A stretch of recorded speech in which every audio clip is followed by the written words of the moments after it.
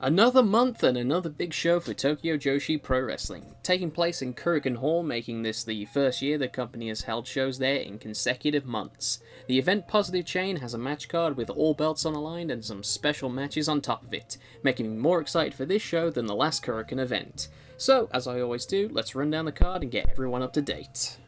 To kick off the show, we have a tag match of Marika Kobayashi and Moka Miyamoto versus Palm and Haruna Neko. Marika is the most veteran of the girls in this match, but due to injuries, sicknesses, and other commitments, has made her comeback not as strong as she would like. What was once a proud tag champion has fallen to someone who needs to build herself back up among the more junior members of the roster. Moka is no longer the newest member of Tokyo Joshi Pro Wrestling, but is still yet to get a pinfall, but her hard-hitting strikes have been a cause of concern for even the most veteran of the roster. Their opponents Palm and Neko have teamed together before and work well together. They hope to get the win so they can move up the card, as other more junior members have been taking the spotlight recently with title matches and tournament victories. Next we have a 6-person tag. It's the team of Yuna Manase, Nao Kakuta and Raku versus Mahiro Kiryu, Hikari Noa and Shiori Sena.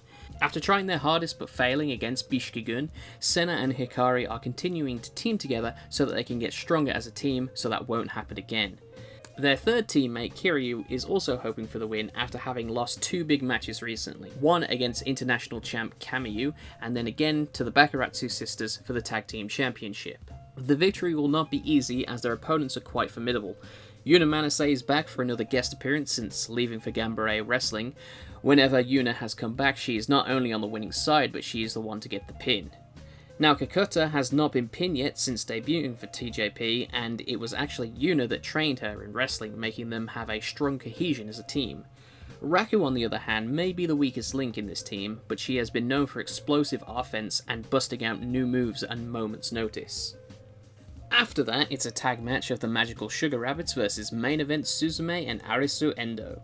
Magirabi are starting to tag again more frequently after Mizuki went for the Princess Championship and losing, and Yuka eventually losing the belt at the January 4th show to Rika. Having all that pressure and stress lifted from both their shoulders, Yuka and Mizuki are ready to have fun as a team and eat hamburger steak after they win. Suzume and Arisa were opponents at the January 4th show, which marked Arisa's debut in Tokyo Joshi.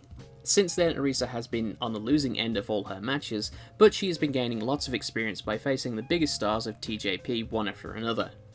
And now she and Suzume are taking on one of the best tag teams TJP has ever seen.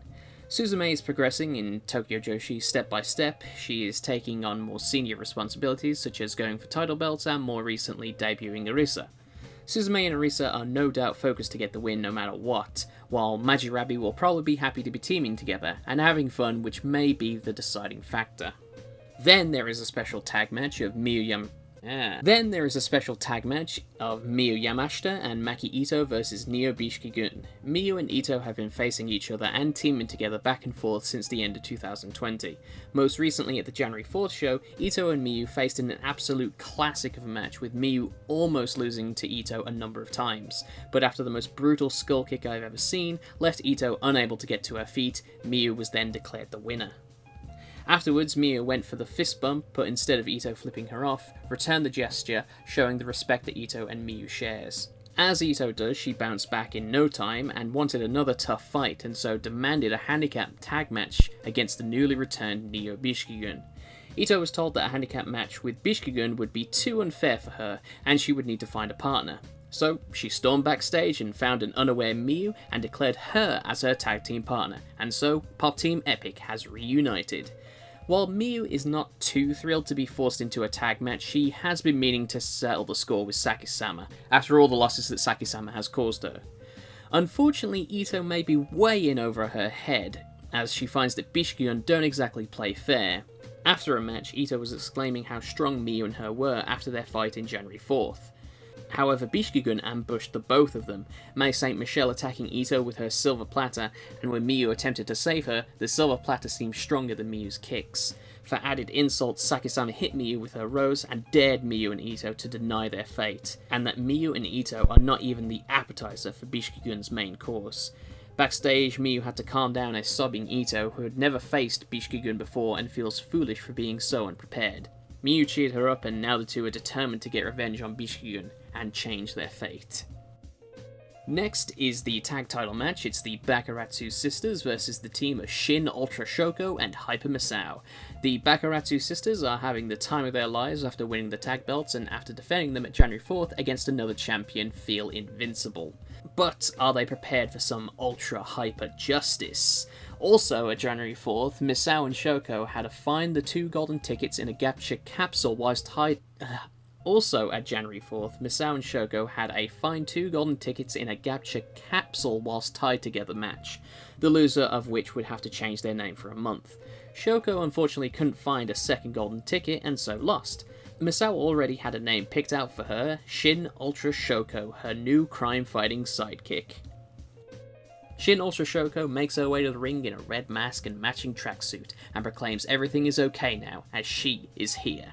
Unfortunately, Shoko broke her nose whilst out fighting bad guys, so for the last few shows has had to take a backseat and watch Misao compete in singles matches. I say watch, as Shoko has been making and deploying many gadgets to help assist Misao in her matches. Unfortunately, they have not gone to plan. The Hyper Ultra Ball was kicked away before it was fully charged, and the Hyper Ultra Blade was snapped in half.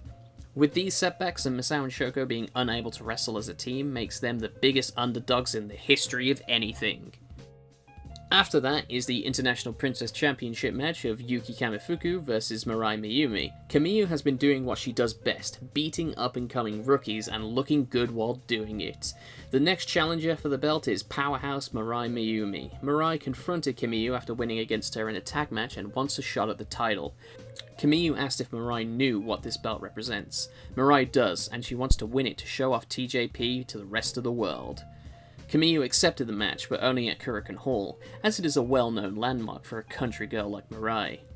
Mirai has been trying her hardest to elevate herself within Tokyo Joshi. She went for the tag titles last year and made it to the second round of the International Princess Tournament as well. But ambitious as Mirai is, she is still inexperienced when it comes to the rest of the roster, and Kamiyu is not really an orthodox wrestler.